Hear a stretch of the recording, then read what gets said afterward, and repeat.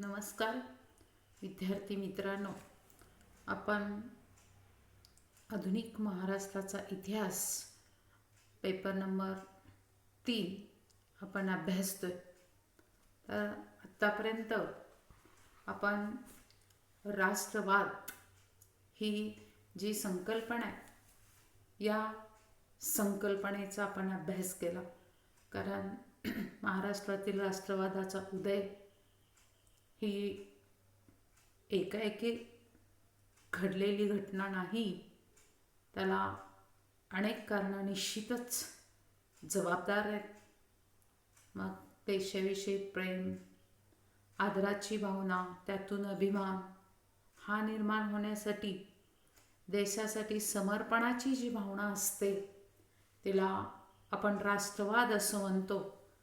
आणि हा जो राष्ट्रवाद आहे या राष्ट्रवादाच्या उदयाची जी कारणं आहेत ही कारणं आपण बघतोय. कारण अनेक जे विचारवंत आहेत ह्या अनेक विचारवंतांनी राष्ट्रवादाची जी व्याख्या आहे ही राष्ट्रवादाची व्याख्या करण्याचा, त्याचं जे स्वरूप आहे हे स्वरूप स्पष्ट करण्याचा प्रयत्न केलेला आपल्याला दिसतो. मग प्रत्येक व्यक्तीला आपल्या राष्ट्राबद्दल वाटणारं जे प्रेम आहे हे प्रेम किंवा असलेली जी निष्ठा आहे ही निष्ठा म्हणजे राष्ट्रवाद असलेला आपल्याला दिसून येतो.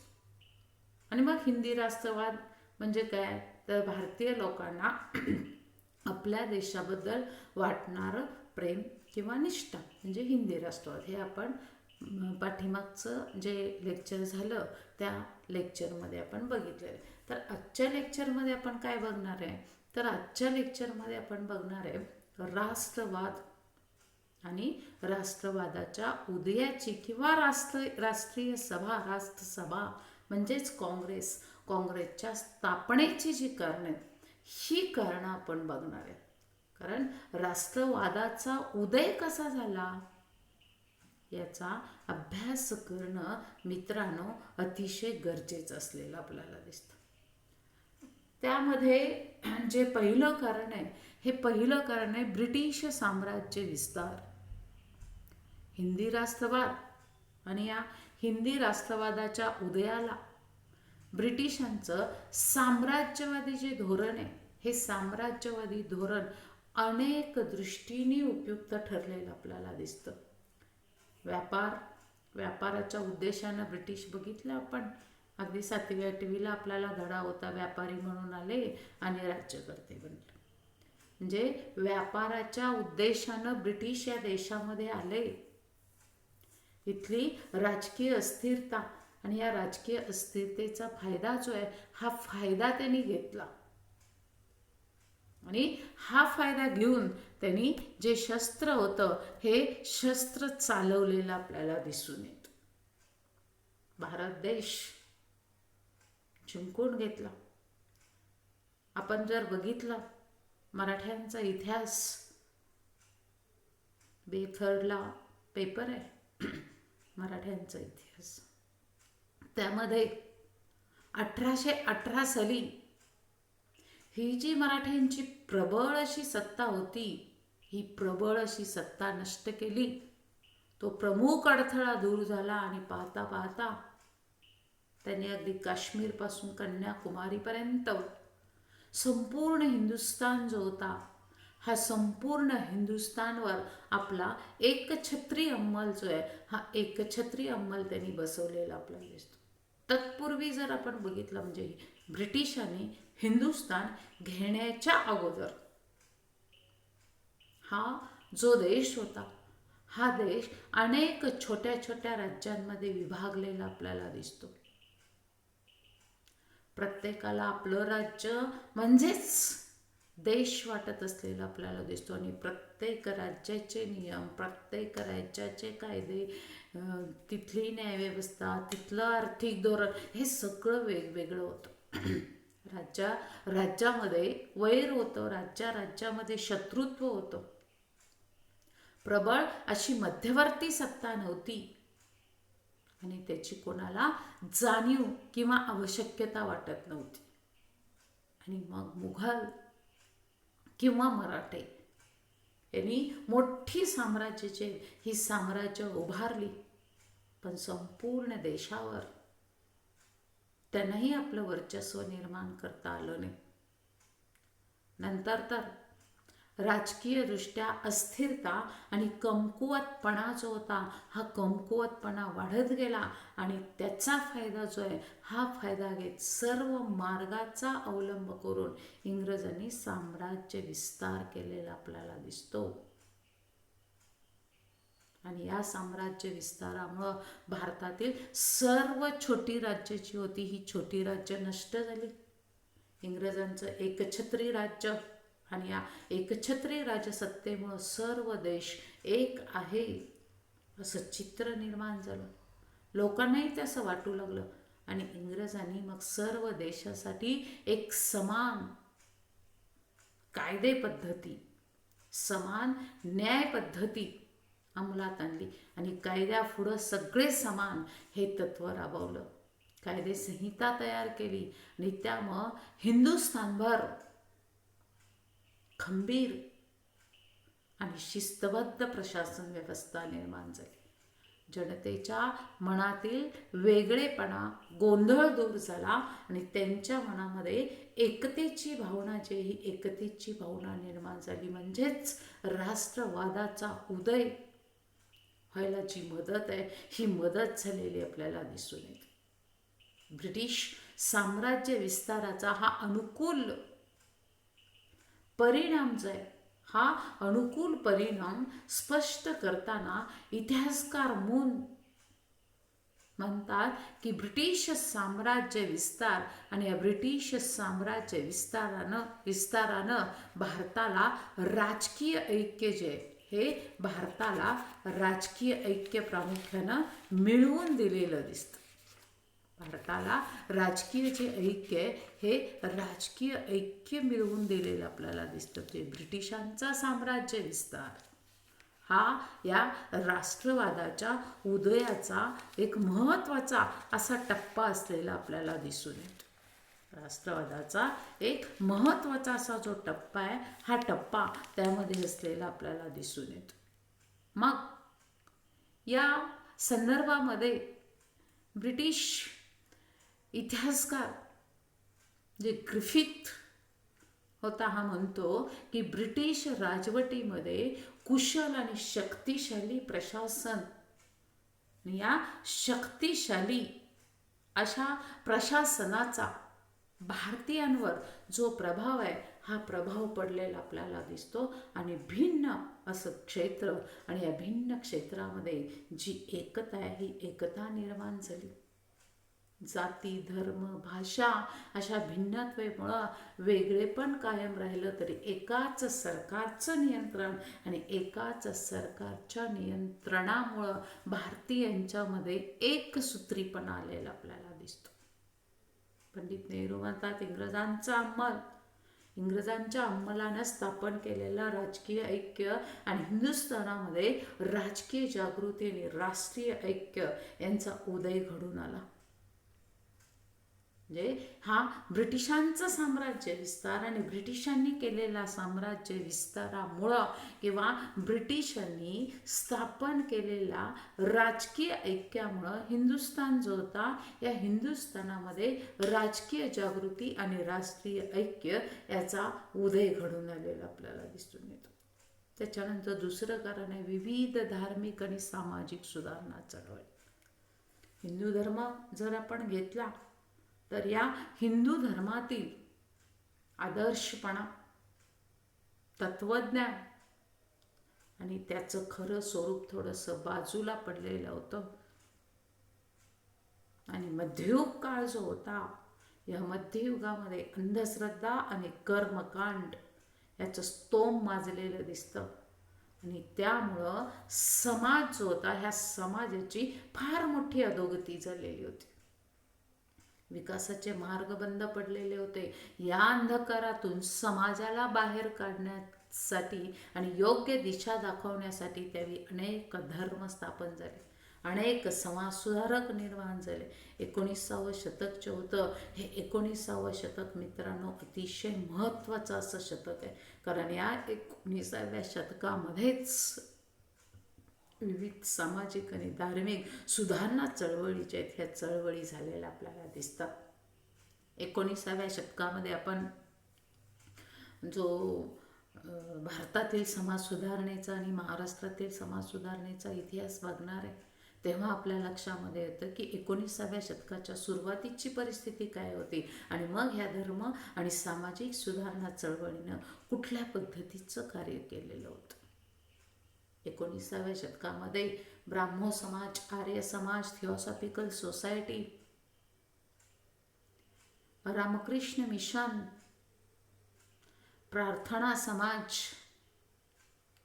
सत्यशोधक समाज अशा अनेक धर्म संघटनांचं कार्य महत्त्वाचं होतं. त्यांनी खरा हिंदू धर्म जो होता हा खरा हिंदू धर्म जगासमोर मांडलेला आपल्याला दिसतो. त्यांची ही चळवळ म्हणजे धार्मिक पुनरुज्जीवनाची चळवळ होती. हिंदूंची अस्मिता जी आहे ही हिंदूंची अस्मिता जागी करण्याचं जे काम आहे हे काम कुणी केलं तर हे काम ह्याच्या सुधारणा चळवळी होत्या या सुधारणा चळवळींनी केलेलं आपल्याला दिसून येतं. कारण अनेक धर्म संघटना ज्या होत्या ह्या अनेक धर्म संघटनांचं कार्य फार महत्त्वाचं असलेलं आपल्याला दिसून येतं. कारण आपला धर्म, आपली संस्कृती ही जगामध्ये श्रेष्ठ आहे हे त्यांना पटलेलं होतं आणि यातून मग स्वधर्म आणि स्वसंस्कृती याबद्दल त्यांच्या मनामध्ये जो स्वाभिमान आहे, जो अभिमान आहे हा अभिमान निर्माण झाला. कारण 19व्या शतकामध्येच अनेक धर्मसंघटना आपण म्हणतो की स्थापन झाल्या. मग त्यामध्ये ब्राह्मो समाज, आर्य समाज, प्रार्थना समाज, रामकृष्ण मिशन या संघटनांनी हिंदू धर्मातल्या अंधश्रद्धा, कर्मकांड नष्ट करण्यासाठी प्रबोधन केलं. राजाराम मोहन राय, स्वामी दयानंद सरस्वती, अॅनी बेसेंट यासारखे महान समाज सुधारक होऊन गेलेले होते. या थोर समाज सुधारकांनी धर्म सुधारणा चळवळी ज्या ह्या चळवळी उभा केल्या आणि धार्मिक जागृती घडवून आणली. धार्मिक जागृतीबरोबर राजकीय जागृती तर घडली पण सगळ्यात महत्त्वाचं काय केलं, जनजागृती घडवून. कारण आत्तापर्यंत हे 19वं शतक, हे 19व्या शतकाच्या सुरुवातीचा काळ, मध्ययुगातला काळ अंधकारमय होता. आम्ही कशात गुरफटलेलो होतो? आमच्या रूढी, आमच्या परंपरा, आमचं कर्मकांड. आम्ही डोळस बुद्धीनं कुठल्याच गोष्टीकडे आम्ही बघितलेलं नव्हतं आणि मग आम्ही डोळे झाकून काम करत होतो. रूढी, परंपरा ह्या सगळ्या आम्ही डोळे झाकून त्या जपत असलेला दिसून येतो. आणि मग या सगळ्यांवरची मात आहे ही मात करण्यासाठी ह्या 9 सुशिक्षितांची एक जी पिढी आहे ही पिढी जन्माला आली. आणि मग यामध्ये राजाराम मोहन राय, स्वामी दयानंद सरस्वती, रामकृष्ण परमहंस, स्वामी विवेकानंद, अॅनी बेसेंट यासारखे अनेक सुधारक होते. या अनेक सुधारकांनी धर्म सुधारणा चळवळी आणि जनजागृती केली आणि त्यांचा राजकीय जागृतीला अतिशय मोठा असा जो फायदा आहे मित्रांनो, हा फायदा झालेला दिसून येतो. के.टी. पॉल यांच्या मतानुसार हिंदुस्थानची राष्ट्रीय चळवळ, हिंदुस्थानची राष्ट्रीय चळवळ राजाराम मोहन राय यांच्या ब्राह्मो समाजाच्या कुशीत जर सुरू झाली नसती तर हिंदुस्थान राहिला नसता. म्हणजे राजाराम मोहन राय यांचं आपण जेव्हा कार्य बघणार आहे, भारतातील समाज सुधारणेचा इतिहास, त्यामध्ये पहिला टॉपिकच आहे धार्मिक आणि सामाजिक सुधारणा चळवळी. त्यामध्ये राजाराम मोहन राय यांचं कार्य बघणार आहे. राजाराम मोहन रायांनी अतिशय महत्त्वाचं असं कार्य केलेलं आपल्याला दिसून येतो. म्हणून म्हटलं जातं की हिंदुस्थानची ही जी राष्ट्रीय चळवळ आहे ही हिंदुस्थानची राष्ट्रीय चळवळ राजाराम मोहन राय यांच्या ब्राह्मो समाज जो आहे त्यांनी स्थापन केलेला या ब्राह्मो समाजाच्या कुशीत तयार झालेली आपल्याला दिसते. त्यांचं पुन्हा जे अपुरं राहिलेलं काम होतं, हे अपुरं राहिलेलं काम स्वामी दयानंद सरस्वती, रामकृष्ण परमहंस आणि स्वामी विवेकानंद यांनी केलेलं आपल्याला दिसून येतो. यांनी हे पुढं चालवलेलं आपल्याला दिसून येतं. कारण हिंदुस्थान हा हिंदूंच्यासाठी आहे अशी घोषणा देणारा पहिला पुरुष म्हणून स्वामी दयानंदांचा गौरव एनी बेजंट यांनी केलेला आपल्याला दिसून येतो. त्यांच्या आर्य समाजानं श्रद्धानंदांसारखे महापुरुष दिलेले होते, समाज सुधारक दिलेले होते आणि लाला लजपतराय यांच्यासारखे महान नेते या देशाला दिलेले आपल्याला दिसून येतात. रामकृष्ण परमहंस आणि स्वामी विवेकानंद यांनी तर संपूर्ण हिंदुस्थान जो आहे, ह्या संपूर्ण हिंदुस्थानच्या आध्यात्मिक वैभवाचं पुनरुज्जीवन जे आहे, हे पुनरुज्जीवन त्यांनी केलेलं आपल्याला दिसतं. रामकृष्ण परमहंस आणि स्वामी विवेकानंद यांनी. कारण या देशानं किंवा या देशाचं प्राचीन असं जे तत्त्वज्ञान आहे, हे तत्त्वज्ञान जगाला मार्गदर्शक ठरलेलं आपल्याला दिसतं. आणि हे प्राचीन तत्त्वज्ञान जगाला मार्गदर्शक करण्या एवढं समृद्ध आहे. हे कुणी पटवून दिलं तर स्वामी विवेकानंद आणि रामकृष्ण मिशन यांनी रामकृष्ण परमहंस यांनी पटवून दिलेलं दिसतं. म्हणजे हे थोर समाज सुधारक होऊन गेले आणि या थोर समाज सुधारकांनी सामाजिक सुधारणा तर केल्याच. तुम्ही जर 19व्या शतकाच्या सुरुवातीचा जेव्हा आपण काळ बघणार आहे, तेव्हा आपल्या लक्षात येतो, अरे अशी परिस्थिती होती भारतामध्ये आणि आज हा जो बदल आहे, ह्या ज्या सुधारणा आहेत, त्याच्यावर जी मात आहे, ही मात फक्त आणि फक्त ह्या समाज सुधारकांच्या विचारानं झालेली आपल्याला दिसते. कारण सतीची पद्धत होती. नवरा वारला की बायकोनं सती जायचं. कारण नवऱ्यानंतर तिला जगण्याचा अधिकार नव्हता. सती तिने जायचं. मग प्रेम असू दे अगर नसू दे, जिला लहानपणीच पूर्वी लग्न होत असलेले आपल्याला दिसतात. अगदी मुलगी पाळण्यात तर लग्न लागायची, पण मुलगी 2, 3, 4, 5, 6 मुलगी 6-7 वर्षाची झाली म्हणजे फार मोठी झाली असं वाटायचं. आणि मग त्यामुळं काय व्हायचं, पुरुषप्रधान संस्कृती होती. पुरुषप्रधान संस्कृती असल्यामुळं पुरुषाला कुठल्याही वयामध्ये कितीही लग्न करण्याचा अधिकार होता. आणि मग विधवांची संख्या त्यावेळी जास्त होती. कारण लहान लहान मुली आणि पुरुषांचं वय जास्त असायचं. पुरुषप्रधान संस्कृती, सगळे जे अधिकार आहेत हे पुरुषाला अधिकार होते. स्त्रीला समाजामध्ये कुठलाही अधिकार नसलेला आपल्याला दिसून येतो. आणि मग सती पद्धत तर होती. पाश्चात्य शिक्षणाचा आग्रह, यासाठी राजाराम मोहन राय यांनी ही चळवळ उभा केली. आणि मग दयानंद आणि विवेकानंद यांनी जातीभेद निर्मूलन, जातीची चौकट जर आपण बघितली मध्ययुगीन काळात किंवा 19व्या शतकाच्या सुरुवातीचा काळ जर बघितला तर लक्षात येतं, अस्पृश्य बांधव जे, या अस्पृश्य बांधवांना मानव म्हणून जगण्याचे अधिकार सुद्धा समाजानं नाकारलेले होते. त्यांचा स्पर्श म्हणजे विटाळ असं मानलं जात होतं. त्यांना कुठंही सार्वजनिक ठिकाणी येता येत नव्हतं. अशी जाती बंधनं होती. आणि मग जातीचं निर्मूलन करायचं ठरवलं, अस्पृश्यतेचं निवारण करण्याचं ठरवलं. अंधश्रद्धा तर बोकाळलेल्याच होत्या. अंधश्रद्धेनं तर उच्चांक गाठलेला आपल्याला दिसून येतो. मग हे सगळं कार्य जे हे सगळं कार्य हे जे समाज सुधारक होते या समाज सुधारकांनी केलेलं आपल्याला दिसून येतं.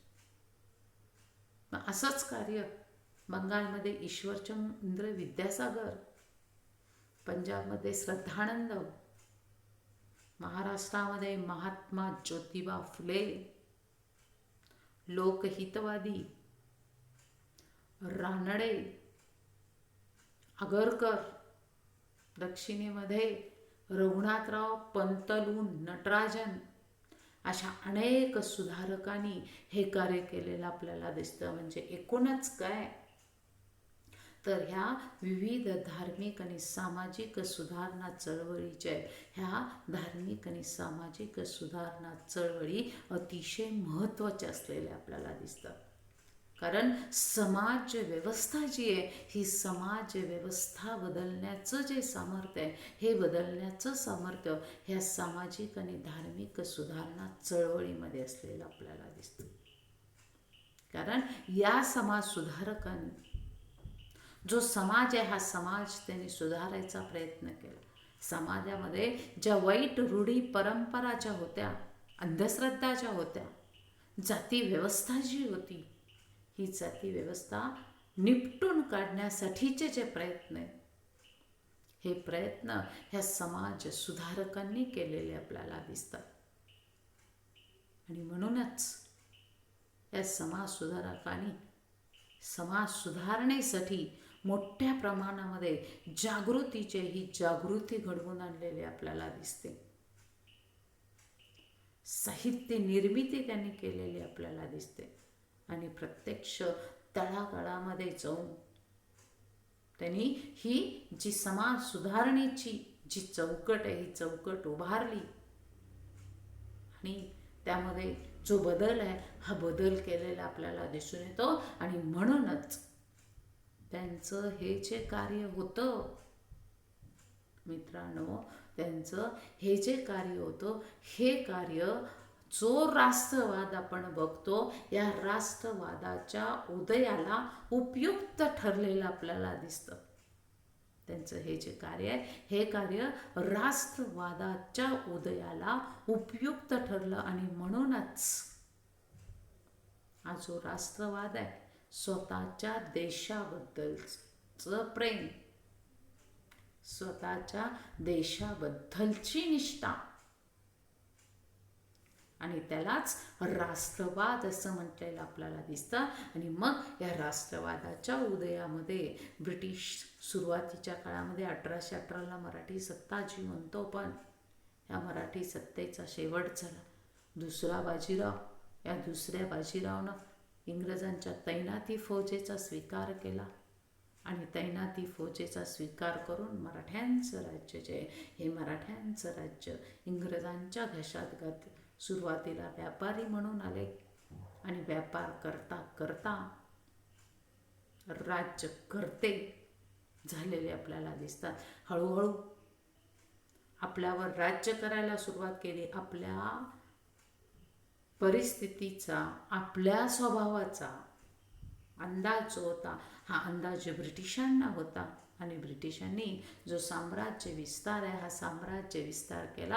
हा साम्राज्य विस्तार एक छत्री अंमलाखाली त्यांनी केलेला आपल्याला दिसतो. कारण इंग्रजांच्या अंमलानं स्थापन केलेला राजकीय ऐक्याने तो केला आणि हिंदुस्थानामध्ये म्हणूनच राजकीय जागृती झाली, राष्ट्रीय ऐक्य झालं आणि राष्ट्रीय ऐक्यातून राष्ट्रवादाचा उदय झाला. आणि त्याच्यानंतर मग धार्मिक आणि सामाजिक सुधारणा चळवळीने वेग घेतला. अनेक समाज सुधारक निर्माण झाले आणि अनेक समाज सुधारकांच्या या कार्यामुळं राष्ट्रवाद जो आहे हा राष्ट्रवाद याला उपयुक्त अशा ह्या ज्या सुधारणा आहेत त्यांचं जे कार्य आहे हे कार्य मित्रांनो ठरलेलं आपल्याला दिसून येतं. त्याच्यानंतर पुढची जी कारणं आहेत ही पुढची कारणं आपण जे पुढचं लेक्चर घेणार आहे ह्या पुढच्या लेक्चरमध्ये आपण ते पुढचं घेणार आहे. धन्यवाद मित्रांनो.